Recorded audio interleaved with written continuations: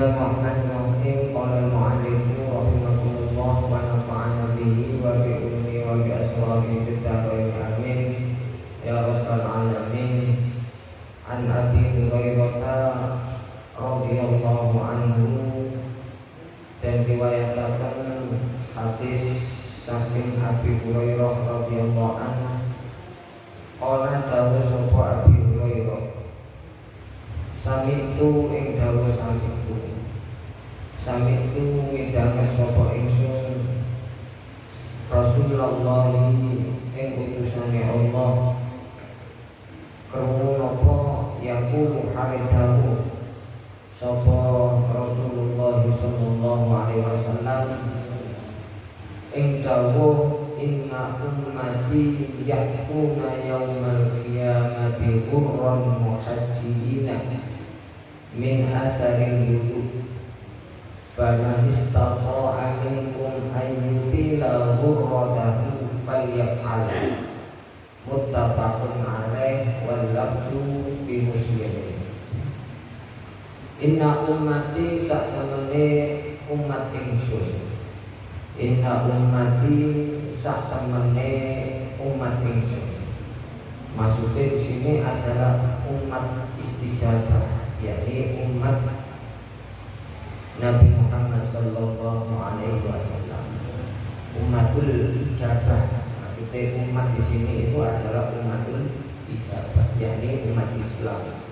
Ada umatul dakwah, dan umatul dakwah itu selain umat Islam juga dimasukkan di dalam umat, karena umatul dakwah. Tapi yang dimaksud di dalam hadis ini adalah umatul ijabah. Inna ummati saktemene umat ingsun iku yaktuna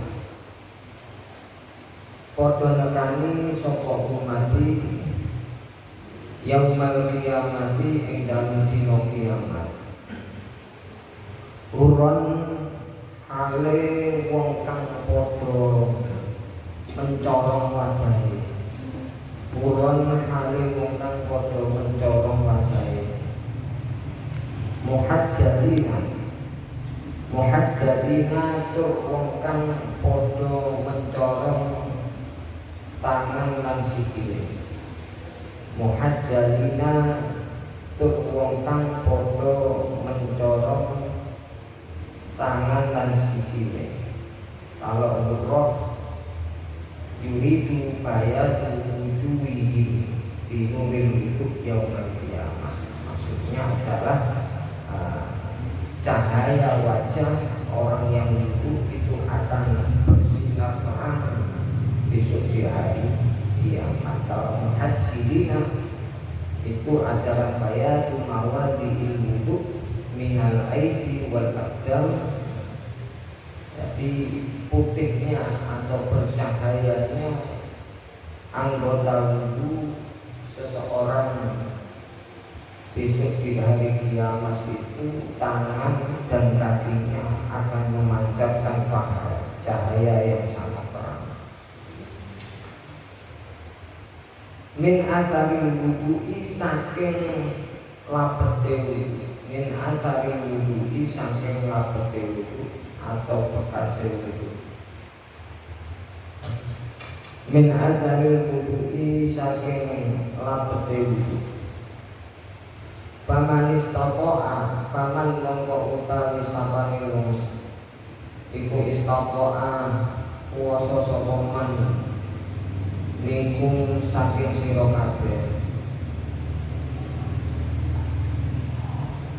iku ayyutilah. Paman istata'a minkum ayyutilah ing yen to ndawakaken, ayyubila ingin tondawaakan sopoman hurratahu ing wajahe basuhan wajahe man. Falyaf'al mongko becik nglakonono sopoman.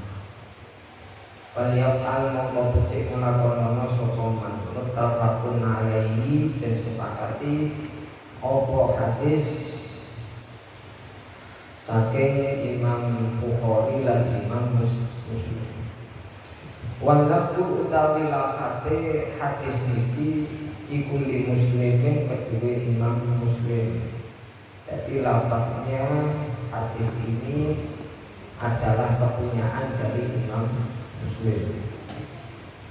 Di dalam Bukhari juga ada, tapi berbeda lafaz hadisnya dengan hadis yang kita baca pada malam hari ini adalah kepunyaan dari Imam Muslim.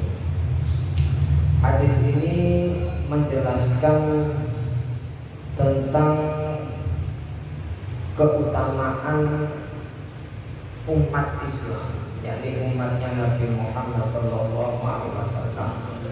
Besok di hari kiamat, umat Nabi Muhammad kita ini akan didatangkan besok di hari kiamat itu dengan wajah-wajah yang sangat bercahaya, dan juga tangan kakinya juga bercahaya min asaril wudhu, dari bekas wudhu. Bamanis toko aminkum ayyutila urwatahu falyaf'al. Barang siapa yang mampu melakukannya dari kalian, kata Nabi, untuk melebihkan basuhan ketika wudhu itu tadi, basuhan wajah, basuhan tangan, basuhan kaki, dilebihkan dari basuhan yang wajib, maka lakukan. Jadi faedahnya atau termasuk keistimewaan yang diberikan oleh Allah kepada umat ijabah, yakni umat Nabi Muhammad, itu adalah diberi kelebihan besok di hari kiamat. Wajah dan tangan-tangan mereka, kaki-kaki mereka akan bercahaya di hari kiamat sebagai tanda dan bukti bahwasanya itu adalah umat Nabi Muhammad. Jadi meeting dan akhirat itu konangan.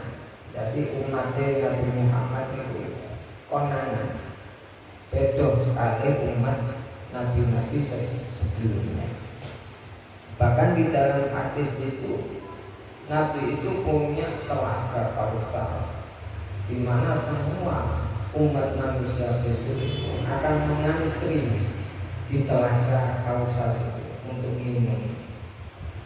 Tapi yang hanya bisa minum dari telaga itu tidak lain adalah umatnya Nabi Muhammad Sallallahu Alaihi Wasallam.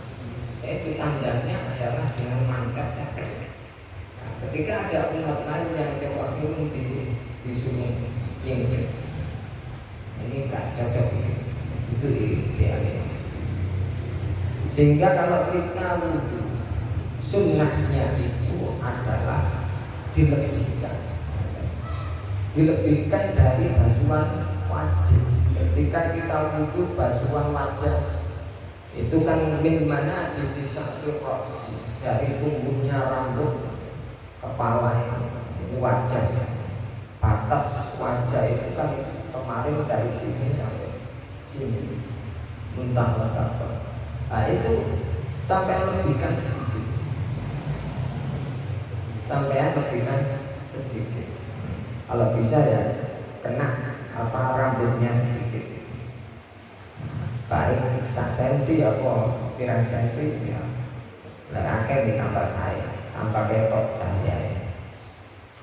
Terus batas dari telinga uji-uji ini sampai uji-uji liannya satu kanan kiri ini sampai lebihkan sedikit. Nah, sampai sini dulu sampai lebih. Terus tangan juga itu ketika wudhu, yang wajib ketika wudhu adalah membasuh tangan mulai dari ujung jari sampai siku-siku. Jadi siku-sikunya ini kan harus kena. Ini yang wajib, batas wajib. Nah, yang dimana kalau haji atau basuhan yang melebihi. Jadi kaum itu membasuh tangan dilebihkan sedikit. Wes pokoknya dilebihkan ukurannya. Terus ukurannya sebagaimana, dilebihkannya itu sampai mana? Nah ini ulama itu ada 3 kaul, berbeda pendapat di dalam ukuran batas minimal melebihkan basuhan itu. Ulama pertama, pendapat pertama mengatakan ya wis pokoknya dilebihkan, baik 1 senti atau 2 senti. Itu termasuk juga dapat muhajjidin, dapat kesunahan.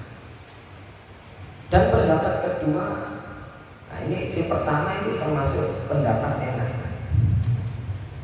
Dan sunnahnya yang pendapat kedua adalah sampai adud, bahasa Arab itu adud, pertengahan sampai pergelangan ini, sampai tengah lengan ini. Nah di tengah lengan ini dilebihkan sampai tengah lengan. Itu pendapat yang kedua.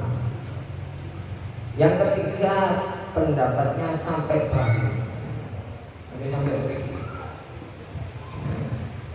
Tapi tidak menghitung ya, terus kasih itu tadi coplok. Jadi pendapat ketiga sampai bahu. Ini yang ketiga itu ujungnya lah dicoplok. Apa lambingnya ini dicoplok.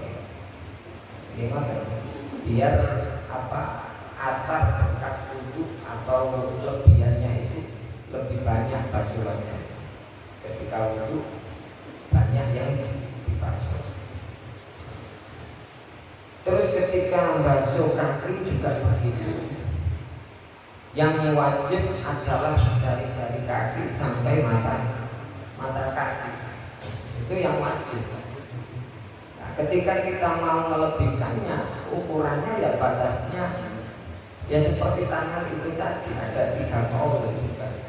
Pokoknya dilebihkan yang sedikit atau banyak, 1 senti atau berapa itu sudah cukup. Terus pendapat kedua mengatakan kelebihannya itu sunnahnya sampai pertengahan kentol ya, sampai kentol ya. Nah itu sunnahnya. Terus yang ketiga ada yang mengatakan pendapatnya itu sampai lutut, sampai lutut. Itu paling saya yang wadah. Tambah mencorong. Nah di sini Kanjeng Nabi menyerupakan apa namanya muhajjidin. Umroh itu maknanya secara bahasa itu putih-putih sing wonten tenggene kepala kuda. Jadi umroh itu maknanya aslinya itu putih atau warna putih yang ada di wajah kuda. Jadi mencorong ini kayak apa? Jadi kepala kuda itu kan model sing model putih model di tengah, kayak model putih. Terus diserupakan dengan muhajjilin. Muhajjilin itu maknanya ya sikil kuda, kaki kuda, yang depan belakang itu putih. Nah putihnya orang yang wudhu yang memancarkan cahaya tangan dan kakinya itu seperti putihnya kaki kuda. Diserupakan. Jadi kesunahan umroh ini merupakan min khususi umat Muhammad sallallahu alaihi wasallam, hanya dimiliki oleh umat ijabah, tidak dimiliki oleh umat yang lainnya. Ini termasuk salah satu faedah dari wudu. Sebenarnya banyak sekali faedah-faedah wudu yang kita lakukan di dalam hadis-hadis Nabi itu. Maka di mana ada hadis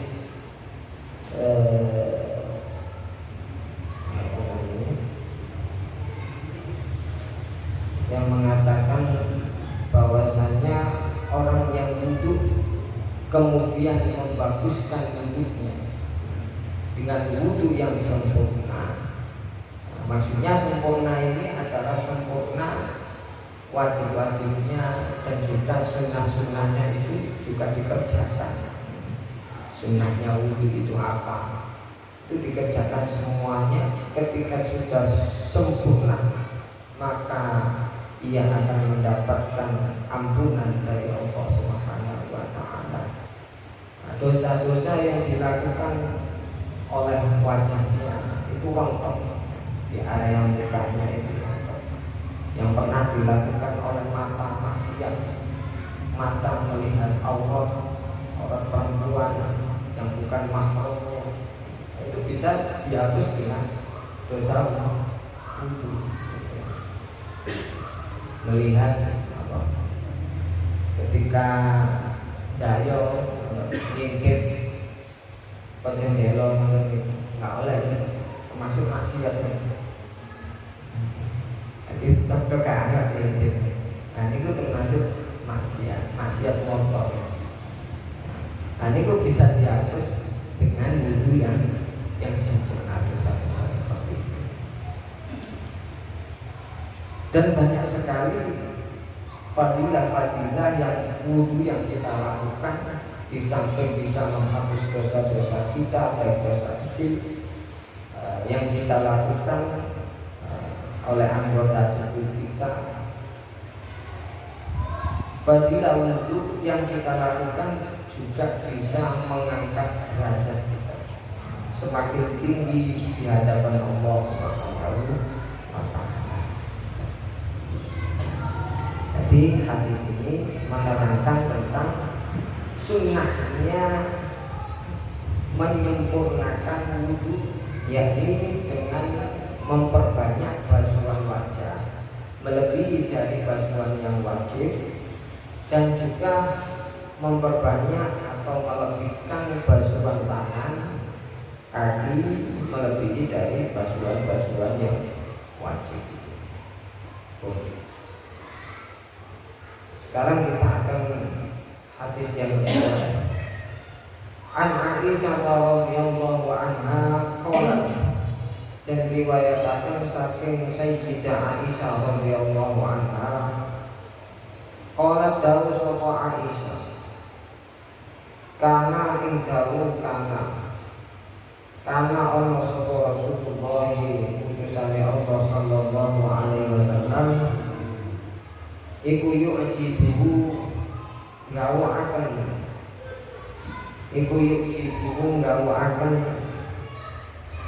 ing Kanjeng Nabi apa atayamunu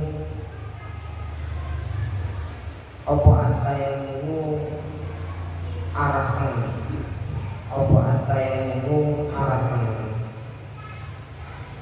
bitana ulihi ing dalam oleh sandalane Kanjeng Nabi wa tarot jubihi lan sisirane Kanjeng Nabi wa tarot jubihi lan sisirane Kanjeng Nabi. Tarot jubihi itu sisir itu sikit. Wa tarot jubihi lan sisire Kanjeng Nabi wa tarubihi lan sesutine Kanjeng Nabi wa fi sya'nihi lan ing dalem tingkahe Kanjeng Nabi kullihi yang sekadane tingkah muttafaqun alaihi, dan sepakati apa hadis ikilah hadis. Jadi hadis ini disepakati oleh Imam Bukhari dan Imam Muslim. Hadis ini diriwayatkan oleh Sayyidah Aisyah, di mana Sayyidah Aisyah ini menjelaskan tentang perilaku Rasulullah Shallallahu Alaihi Wasallam di dalam kehidupannya sehari-hari, baik di dalam wudu atau di dalam kegiatan-kegiatan yang lainnya. Terutama di sini pertama, Kanjeng Nabi itu senang mendahulukan yang kanan di dalam masalah tanakul. Tanakul itu sandalan. Sandalan sunnahnya itu menggunakan yang didahulukan adalah kaki yang kanan. Terus cara menggunakannya itu ya ketika kalau sandalnya sakit didamel tanpa duduk ya tanpa duduk. Aslinya ya dengan duduk. Sunnahnya memakai sandal itu dengan duduk ketika tidak bisa dipakai langsung dengan berdiri. Dan juga tanakul, apa namanya, sandalnya Kanjeng Nabi itu model kayak pepiak, tapi terbuat dari kulit yang masih ada bulu, dan di depannya itu ada kayak sandal jepit dan kepitan kepitan tok. Nah, diambil oleh ibu jari, kaki ibu jari kalian telunjuk, terus kali jari tengah ini atau jari manis. Jadi wonten kalian di depannya. Wonten gambar ya tentang kitab karangan Indonesia nanti. Ini wonten kula foto. Jadi modelnya jadi api tali itu kali, diatur kali itu jari sama jari telunjuk, terus sama jari manis sama jari tengah. Itu model apa namanya sandalnya Rasulullah SAW.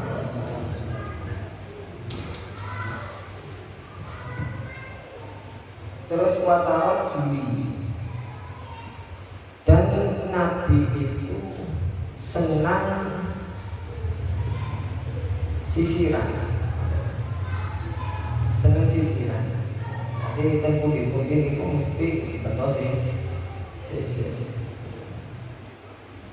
toko-toko, apa wedok biasanya. Jadi betul sisir dari Nabi. Soalnya apa rikmone dengan ini itu rambutnya dengan ini itu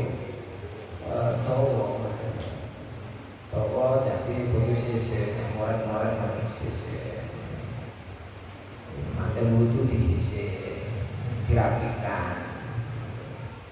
Jadi Kanjeng Nabi itu termasuk pemrapi ya. Terus diminyaki. Jadi setiap perjalanan waktu itu bepergian mesti saling ngobrol, sisir, sang pocong, sang nopo celak, sang wedang, dan sampai wedang, pengen nanti mana? Iku sunai Rasulullah Sallallahu Alaihi Wasallam. Wa tawurihi, dan ketika bersuci juga begitu. Ketika wudu yang dibasuh adalah yang tangan atau kaki yang kanan dulu. Jadi enggak semuanya anggota wudu itu didahulukan kanan. Cuman basuh tangan sama kaki saja yang disunahkan untuk diawali dengan kanan.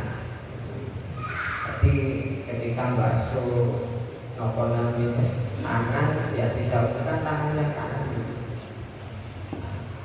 baru tangan yang kiri. Itu ketika dalam keadaan normal, nggak sakit. Terus ketika apa malih basuh kaki ya itu kanan dulu baru kiri. Kalau basuh wajah itu enggak disunahkan kanan dulu. Itu juga dengan basuh musaf kedua telinga. Itu sunahnya barengan musaf. Basuh wajah yang itu sunahnya adalah barengan. Kecuali kalau memang tangannya misal potong tangannya atau tangannya nggak berfungsi sehingga digunakan basuh ya nggak bisa, bersamaan nggak bisa. Nah itu baru sunnahnya itu kalau orang punya apa namanya cacat seperti itu ya sunnahnya yang kanan dulu atau basuh usap telinga ya sunahnya kanan dulu baru kiri. Kecuali kalau ada darurat itu tadi, maka diperbolehkan tidak bareng. Tapi sunahnya adalah yang kanan dulu baru kiri. Begitu juga dengan sunnah ketika masuk WC, istihbab tayasur ala dukhulil khala. Sunnahnya mendahulukan kaki kiri juga ketika masuk khala jamban. Wa halatul khuruj minal masjid, dan sunnahnya juga mendahulukan kaki kiri ketika keluar dari masjid. Wafi syahdi pilih itu mau. Jadi setiap perkara sing baik, sing mulya itu Kanjeng Nabi mesti ngawali dengan arah kanan baru kiri. Itu sunnah.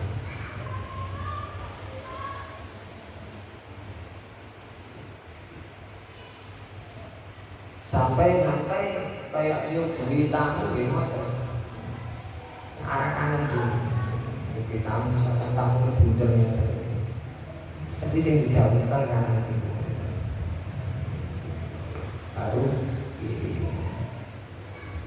An Abi Hurairah, dan riwayatkan saking Abi Hurairah radhiyallahu anhu qala Rasulullah sallallahu alaihi wasallam idza tawaddatum fabda'u biyaminikum bimayaminikum. Idza tawaddatum fabda'u biyaminikum. Idza tawaddatum arikalane wudu sapa sira kabeh. Fabda'u mongko ngawitana sira kabeh bimayaminikum kelawan arah tengen sira kabeh. Ketika kalian wudu maka awali dengan arah kanan dulu. Maksudnya anggota tubuh yang kanan. Ini perintah dan perintah. Artinya kalau perintah ya wajib kalau melihat hadis ini. Tapi kalau melihat dari hadis yang tadi itu tidak menunjukkan perintah. Aslinya yuk jibu ini ku seneng. Jenenge seneng itu kan bukan wajib. Artinya kalau seneng itu menunjukkan sunnah. Terus di dalam Al-Quran juga begitu, perintah Allah tidak menyebutkan untuk membasuhnya arah kanan dulu.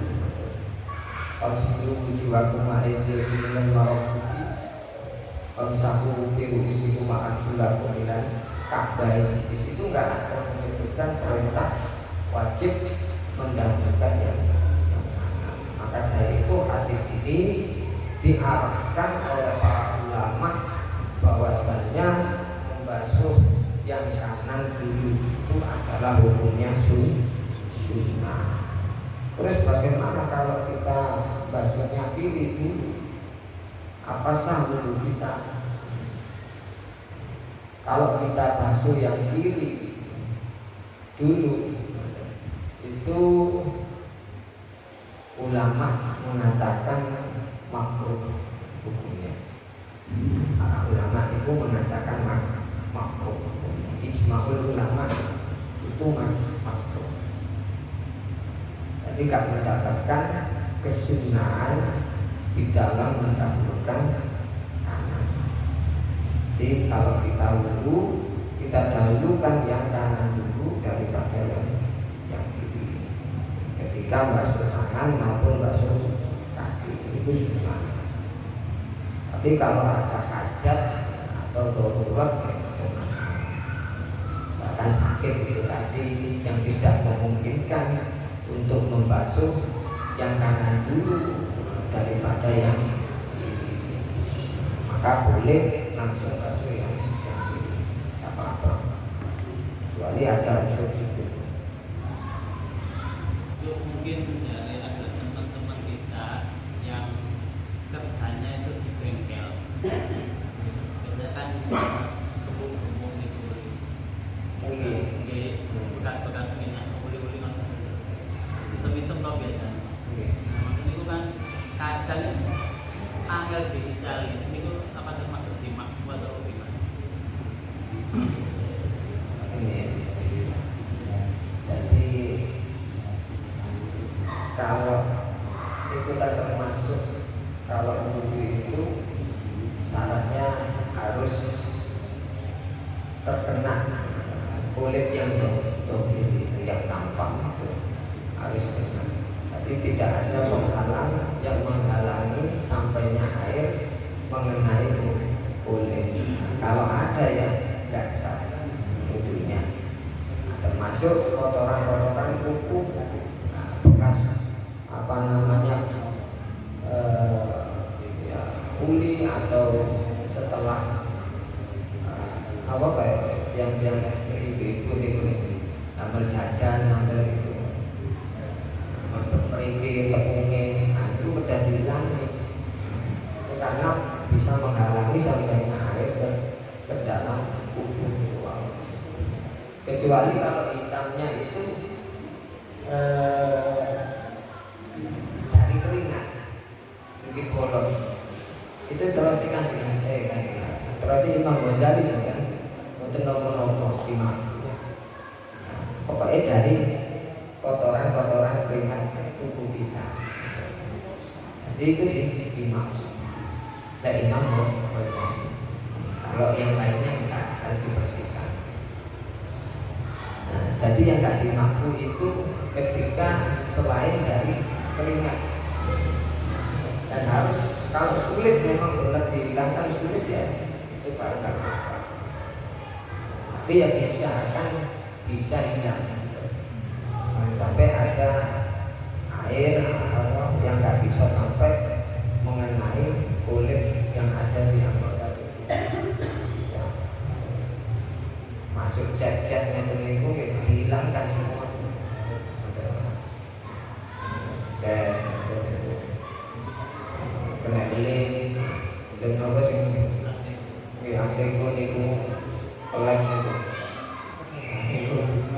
masih cakap tembus nih ya.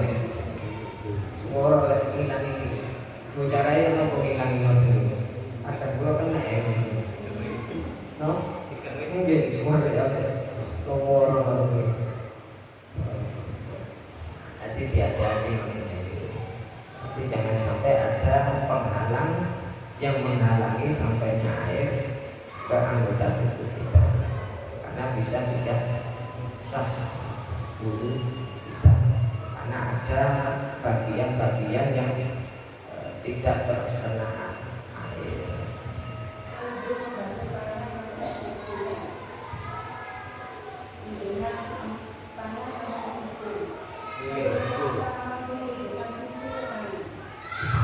Kalau dibalik ini gimana? Jadi ketika wudhu itu sunnahnya itu dimulai ketika basuh tangan itu dari ujung jari. Nggih, itu sunnah. Napa? Siapa?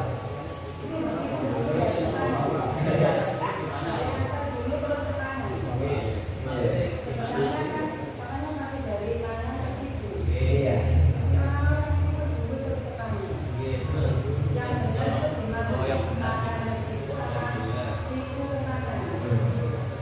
Jadi yang benar itu bedanya tangan ke siku. Enggak.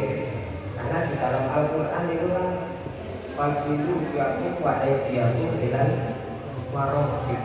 Jadi marofiknya itu dari kalau menurut Al-Quran. Jadi yang baik itu adalah basuhnya, cara basuhnya mendahulukan yang tangan dulu, jari-jarinya itu baru sampai situ itu yang sunnahnya. Selanjutnya, ketika seseorang itu yang belum tahu ilmunya wudhu mendahulukan sikap dulu, dan itu ada nas Al-Qur'annya, apakah boleh justice itu salah? Justice. Kalau bahasanya kan sebaiknya, pertanyaan saya, apakah boleh justice itu salah? Karena sudah bertentangan dengan Al-Qur'an.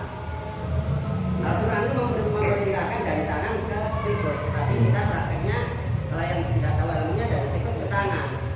Bahkan saya dulu pernah belum ada HP itu ada ustaz saya utarakan hal semacam itu, beliaunya itu dengan bersilat tidak semuanya itu tangan, padahal Al-Qurannya dari tangan ke sikut. Jadi kalau masalah kesunahan itu ya cuman saran saya tidak usah diributkan. Cuman menurut di dalam kitab itu ya para ulama itu menyunahkan memulainya dari itu. Jadi yang benar adalah dimulai dari tangan dulu sampai siku-siku. Terus ada pun ulama yang berpendapat lain, ya silakan. Soalnya sunnah. Maksudnya juga Apa? kalau waktu itu Yai Najis itu walaupun tidak kategori dalam bahasan fikih itu wajib, tapi Al-Qur'annya mengatakan wajib dan tidak. Tapi itu kan sunnah. Yang wajib itu basuhnya. Yang wajib itu basuhnya sampai siku. Itu semua wajib. Kalau teknisnya basuhnya itu kan cuma teknis basuh. Bahkan ada keterangan itu ketika kita wudhunya apa namanya istilahnya ada yang nuangkan. Nah itu kan ada yang mengatakan itu ulama itu dimulai dari situ. Iya. Kalau memang ada yang nuangkan. Jadi kalau wudhu ini tekniknya termasuk dituangkan ya. Ya gara-gara zaman panjuran itu. Ada yang mengatakan dimulai dari situ.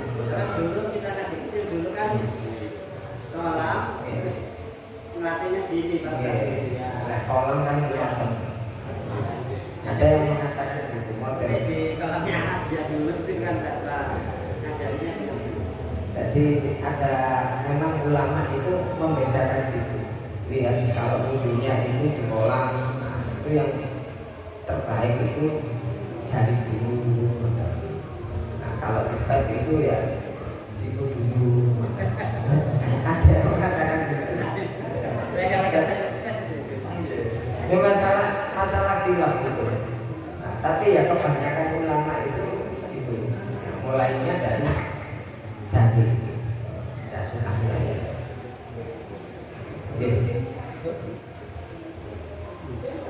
Nggak sampai makro.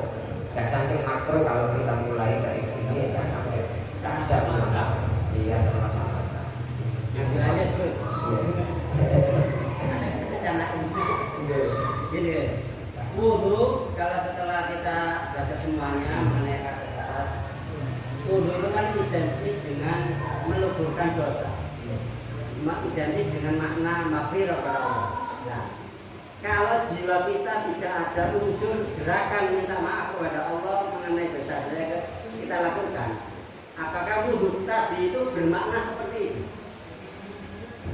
Maksudnya ini, babakan hadas, lohir selesai, kita ngaji semuanya. Sedangkan wudhu kan identiknya minta maghfirah kepada Allah. Tapi kalau di hati kita tidak ada gerakan minta maaf kepada Allah, maghfirah kepada Allah, apakah wudhu kita tadi bermakna hakikat semacam itu?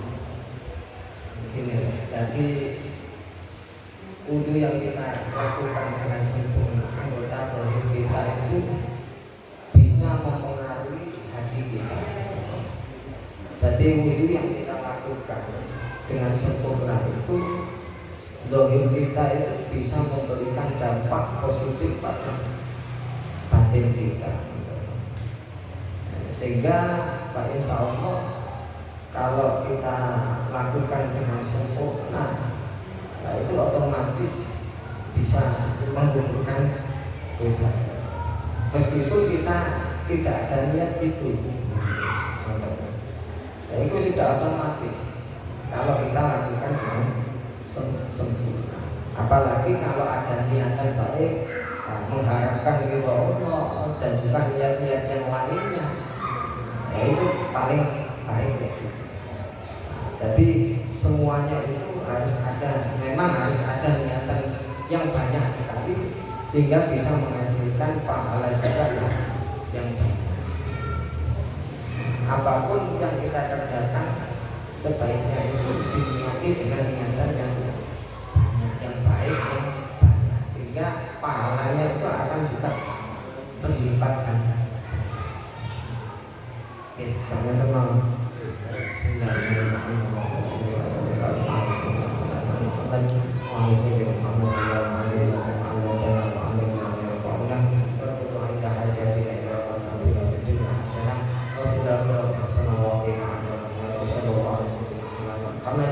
Alhamdulillah.